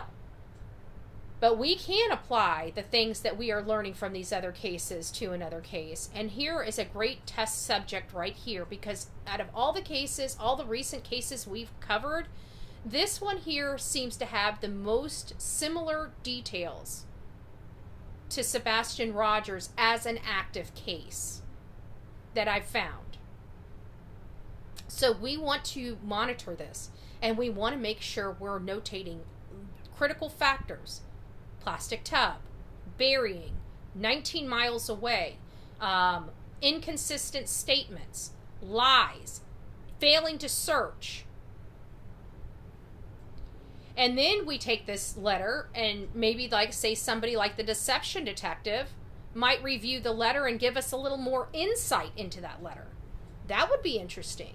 I don't know. I haven't been over to the deception detective. Has he done any anything on this case yet? Ellie should have been on. They should have. Sonia, no, I watched a detailed program on it. Just Dance, it's nice to see you. The Gemini, missing 100 likes. Hit that thumbs up. Aw, thank you. Hit it if you should go to if people should go to jail like Casey Anthony who beat it. Oh, good gracious. What does it say? Missing 100 likes. Hit the thumbs up if you too want the evil stuff. Oh, to be done to... Is the Gemini being a troll, or am I misunderstanding the comment? Good morning. I guess not. I don't know. Maybe I misunderstood it. I don't know. Well, good morning, Gemini. I can't make heads or tails. Not much sleep. Good morning. Okay. I'm like, what? But thank you. Thank you. Wait, 1966, 153. Don't forget to hit those thumbs ups. Don't forget to hit those thumbs up. So... Not a troll. Okay. I just misread it. All right. Yeah, so I do the same thing because I do talk to text and it never puts punctuations in, so it's like one continuous sentence. So if you just don't, you have to kind of read the sentence sometimes out loud and make heads or tails of what I'm saying. I do talk to text. I hate talk to text, but it's the most easiest thing for me to do. But I hate when it messes up my words. Like when I say like, I'll say court. And it'll say quartz. It drives me nuts. So if I'm ever talking to you and you see like quartz just sitting there in the middle of a sentence that we're not talking about quartz countertops or anything like. I'm referring to quartz. I'm saying quartz, C-O-U-R-T-S. Okay. Not Q-U-A-R-T-Z, okay? I just want to say, if you're a talk-to-texter like me, you have to learn the talk-to-text lingo, okay? It's kind of like Mad Gab.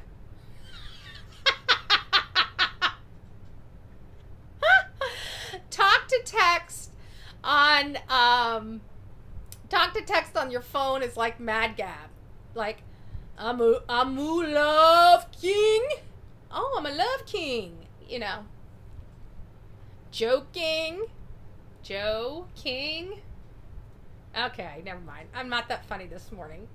I'm a legend in my own mind, folks. I'm a legend in my own mind. Okay. So, I think that these things can be applied. And I think Sebastian Wayne Drake Rogers' case, I think we're looking at the right people. I think we've always looked at the right people. I think law enforcement... you know, and listen to this. I'm just going to throw this out there. You guys know my love-hate relationship with Sumner County. And I'm praying to God that this is what's going on. I don't believe it, but I'm praying that hopefully it is. That the reason why they're being so quiet is that they are friends with the Proudfoots. That they do know the Proudfoots. That they do know the Bowersocks. And that in order for them to investigate their case, they have got to be kind of covert about it. I don't believe it. Again, it seems like 1.5 years has passed and nothing was done on the case. That's what it looks like to me. It looks like a lot of people that didn't know what the hell they were doing dropped the ball in many places at the beginning that has caused detrimental results at the end, closer to the end of the case where we're at now. I believe that there's absolutely more than not evidence that would indicate that the mom and the stepdad were both responsible or involved in some, to some degree, related to the disappearance of their son, Katie's son, Sebastian Rogers. I don't know why there's been no abuse charges. I don't know why there hasn't been any low-hanging fruit. I don't know why that these people haven't found something to really apply pressure to this family. But when we got a law enforcement that's more concerned about, you know, getting top brass a raise versus finding a missing child that's been missing in their community for 1.5 years, I can see the outrage of their community. And we are going to absolutely be campaigning. It doesn't matter whether he pulls this stuff around or not. I will be actively campaigning against Eric Craddock. I need to find out when Ron Blanton, when he's up for election. But, you know, when you do wrong, when you play stupid games, you get stupid prizes. And that's where we're at with Sumner County. They're not doing what they're supposed to be doing. They're playing stupid games, and they are just, I don't understand. Even their forensics should be back by now. If there were any forensics, 18 months, those would have been back by a year, maybe. 18 months, they should have forensics rolling in. They should have reports rolling in. They should have data from the FBI coming in. They should have a whole mess of reports right now. And I'm wondering if the detectives even know what they're looking at or reading. Because it's making me wonder. So, not tipping off the Proudfoots would not culminate in what they did. Exactly. There's no excuse. What they did was corruption. What they tried to use intimidation to shut my mouth. And as they can see, they don't have the balls or the Constitution to do that. Sumner County was wrong. Their law enforcement was wrong. Them lying on affidavits to do it was wrong. And I pray to God, it sounds like heads are rolling anyways. We got Ray Whitley. He's out. Lying Byington. She's out. $200 million. That's gone. I would say that, Betty did go to jail. And they did some underhanded shit. But it sounds like Betty, at the end, was the winner chicken dinner in my fight with Sumner County. Just saying. Just saying. So, we can go for round 2. We can go for round 2. Anyways, that's where we're at. We need more avocation for Sebastian Raindrake Rogers. And at the end of the day, I don't want to fight with Sumner County. You know what I want out of all this? I want them to do their damn job. That's what I want. I want them to do their job. I want them to work the Sebastian Rogers case like it's their child's case. And they're not. That's what I want. I'd like to say something positive about the county. Other than the good people that reside in it. That's what I would like to do. I would like to give Sumner County praises of a job well done and a case solved. That's what I would like. And while I am on the outside and we don't know what type of evidence there is, we also have reality and common sense. There were mistakes made. Why? Because there's mistakes made in every single case. We pray to God the mistakes that are made aren't something that's going to tank the case or drag it out for years. Obviously, they made mistakes that are going to drag this case out for years. The parents lied. There's plenty of evidence. Now they can turn the other cheek, but there's circumstantial evidence here, a strong circumstantial case from where I'm sitting. There may be a few details that need to be had before charges are filed. But they should be well enough along that a press conference would be appropriate.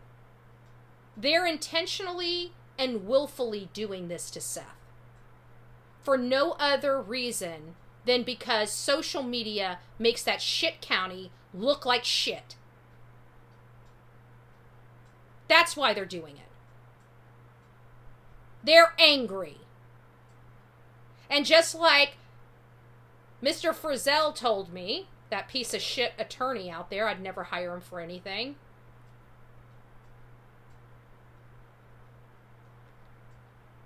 You know, they do what they do. This is just how it's done. Well, it's not saturated in law. Well, it's how it's done. So you guys do things, your judges do things that aren't lawful because that's the way you do them. And you as an attorney have no problem with that. That should have given me every bit of clue that I needed. That's why I went outside the county to get attorneys. Attorneys that know how things are done and the law that is written the way it's written. That county is off the chain.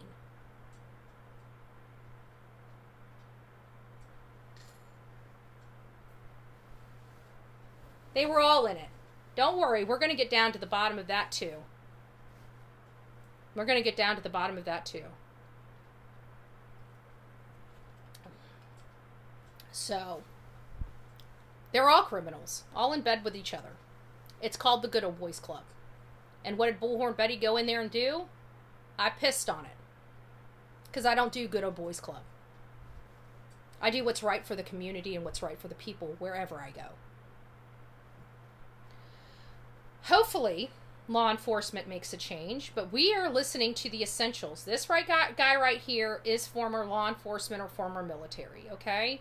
He's telling us one of the kids, and I have to think he's former law enforcement because he's talking about evidence and stuff. And he says the lack of searching and lies, catching him in a lie. We know Chris and Katie have never searched, and we've caught him in many lies. So, based on this detective's... thank you! Lisa says cuss bucket. Thank you, love. So, based on this statement from this detective, Chris and Katie are prime suspects in the disappearance of Sebastian Wayne Drake Rogers, whether it is officially or unofficially. Just based on the stuff. Now, this is a detective. There's detectives involved, whether they've publicly stated that they are suspects or not. According to what this man says, they would have to be. Why? Because they failed to search and they've been caught in multiple lies. And that is what he says him as a detective searches for when questioning witnesses. All right, guys, I hope you guys enjoyed your show. Please don't forget to send emails. A lot of the stuff from the beginning of the show was from an audience member sending me stuff about an HT bust going on around this country, but that had started in this Omaha, Oklahoma, Omaha, wherever Omaha is. Where is Omaha? Is it Oklahoma? I know, like, Omaha Steaks. Why am I having a brain fart today? He looks like the puppet from Mr. Rogers, the conductor. Who? Aw, be nice. Nebraska. Nebraska. I'm okay. Okay, thank you. I knew. I'm like, wait a minute. It's not from Oklahoma. I'm like, why does it sound so weird? Where is Omaha from? Thank you. Thank you. Nebraska. Omaha. I know Omaha steaks. I've ordered them. I just can't remember what state they came from. Okay? Forgive me. Forgive me. Well, at least we know crime must be down in Nebraska. When's the last time we've had a case in Nebraska? Maybe we all need to move to Nebraska. I don't think I've ever covered a criminal case in Nebraska. You need coffee? I do need coffee. I didn't have any coffee this morning. Maybe that'll be the next one. Buy me coffee. Don't, Brenda. I still have a pound of coffee left. I'm still drinking. I tell you, I have coffee out my butt. I do. I even gave some to Mom. I gave her pods. The pods. There's because I get those whenever I order them. I get those pods that have the multiple flavors in them. Well, some of them there's just some flavors I don't like. I've tried my hardest. Like there's one that's almond amaretto. I'm sorry. I just don't like the taste of it. It tastes disgusting to me. It doesn't flow with my flavor in my mouth. Okay. So I pack all of those up because my mom she likes the chocolate covered cherry type. I don't like that coffee either. So I figured me and my mom have off flavors. I'm sure we have, flavors that we both like together, but I know the ones that she likes. So I sent her home with a mess of K-Cups of different flavors of coffees that I didn't like. But I don't like the almond amaretto. But when you buy the box, you always have to get the almond amaretto. But it's just they don't pair well for me, okay? I'm sorry. Whoever came up with almond amaretto, you guys have a very persnickety palate, okay? I'll leave it at that. Hey, Peggy. Aw, you're just getting here. You're gonna have to be on the replay crew because I'm rolling out. We're just kind of chit-chatting on the way out of our out of our chat. So as you guys noticed, we had our chat boxes. I got to fix the gift box. It only gave for the super chats, not the super stickers, which is really weird. So I'll figure out how to get the super stickers to pop up. But we're working on it. I'm only doing little bite-sized adjustments every day because I don't have the time to learn a bunch of stuff. So I'm just picking one item a day, doing the research on it, and applying it to the show. That's it. And it's been every day we get something, and we have a new layer added to the show that makes the show a little bit better. So I'm really enjoying it. I hope you guys are enjoying the quality. Hopefully the quality is getting better. Don't forget to share this around, and don't forget to sign up for other platforms. I'm on TikTok, Facebook, Instagram, and X. So we will see you, and don't forget to hit that thumbs up button on your way out. God bless you guys. Have a great Thursday. Me and Delilah have some plans today, so we will be back later this evening for any updated information. And once we get through the end of the year, I'm hoping the whole Queen Bee, it sounds like we're going to be coming to a head on the Queen Bee case. We should be rolling out. I'm thinking sometime early next year will probably be the trial. So once that's all behind us, we can get the show back on track and just start doing our shows the way we want to do them. It's been taking a lot of time. It's been very mentally exhausting for me as well. So it's not like all this time I'm doing work. Some days I just need a break. So it's been a lot, as you guys can imagine. You guys have pretty much went through all of this with me. It's not been fun. And I just wanted the stalking, the crap to stop. I could care less. People talk about me all the time. I don't care about talking. This went well beyond that. Everybody knows it went well beyond that. We're putting it into that practice. You will not go real life on these platforms. If you do, there's going to be some type of consequences to it. Hopefully there's going to start being some criminal consequences to it. We're working on that. But again, it's just about knowing that there's a problem and never giving up, working on a solution for it. The stuff that I started when I came out on this platform is finally starting to pay dirt in our society as far as the work that was done years ago. Those things have already been rolling out for several years. They're going to start being putting in place, and that's good. But there's also new stuff that we have to start protecting ourselves against, and it's this constant need to bully people online. But it's not even about bullying people. People can say what they want. It's about turning that anger or frustration into action in the real life. Showing up at people's houses, calling people's employers, calling people's clergymen, calling SWAT teams, calling CPS. That's the crap that needs to stop. That's the crap that I'm working to make criminal. And I believe it will be successful because it is for no other purpose than harassment of another individual. So, I work a lot with politicians all over this country, and I'm going to continue to do so, and I'm going to continue to advocate, and I'm going to continue to do what we do best. And that's get these cases out there and argue and fight for policies to prevent these cases from coming back. It's a very simple process. We're sick of the crime. That's why we're here. Thank you. Pebbles just put a change.org for Sebastian Wayne Drake Rogers. So make sure that you guys sign that if you haven't already. We need all of that. And if you guys do have connections in Tennessee with politicians, you need to start activating that friendship and figuring out how we can better do some things in Tennessee. This is one state I'm not going to take my focus off until I feel like it is at least comparable to the state of Florida as far as their law and order. When a child goes missing, forensic kits come out. That's the kind of law and order I'm talking about. That's what we do here in Tennessee, or here in Florida. Tennessee did not do that in the Sebastian Rogers case. Tennessee, while I did believe that they have heart, and I do believe that they were doing the best under the circumstances, it doesn't change the fact that they were ill-equipped for this type of case, and they have done nothing to move the needle in this case. That, to me, shows that they don't know what they're doing, and they should, for the benefit of this case, be asking somebody to help. There are so many good sheriffs and police out there that when they have a complicated case, they punt it. They punt it to the next place that can help. What has Sumner County done? They have not done anything that we can show. There is no metrics here for them.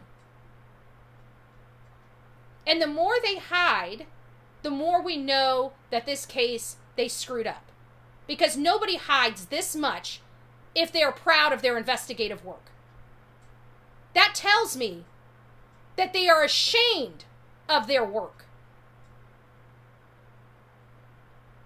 Have you ever heard Eric Craddock come out and thank the FBI, thank Secret Service, thank all these people that continue to help?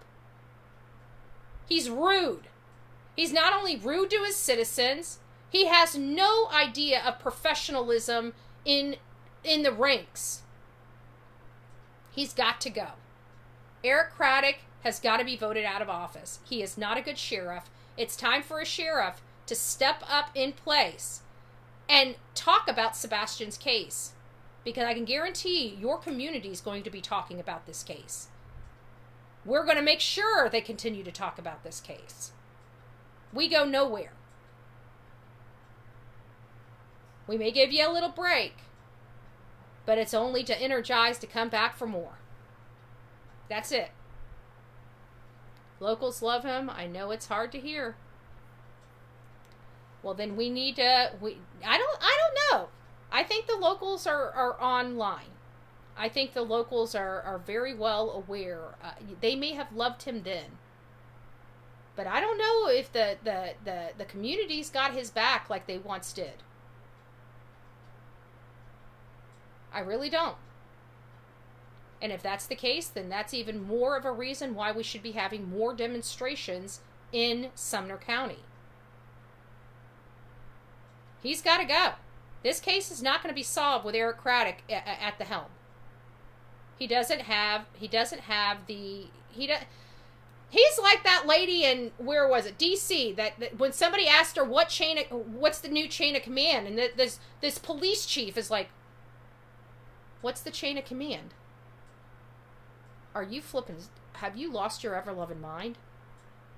You are a police chief and don't even know what a chain of command is? And you wonder why we're having law enforcement problems around this country? That's pretty stinking scary. And I'm putting Eric Craddock right next to her. I'm just saying. I'm putting him right next to that one.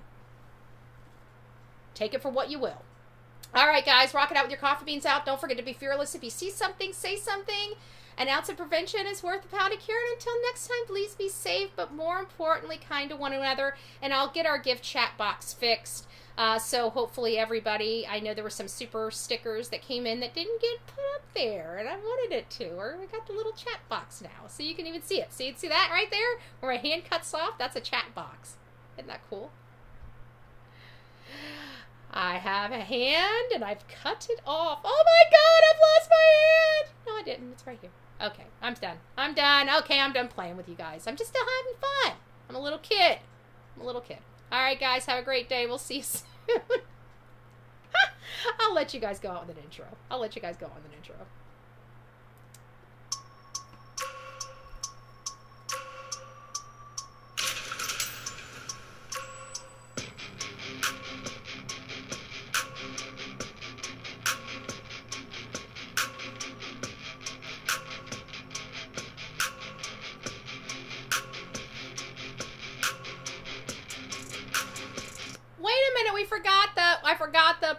I forgot the poll. Hold on. We got to do the poll, and then we'll go out in the exit again. Let's end the poll. Let's see what we got for the poll.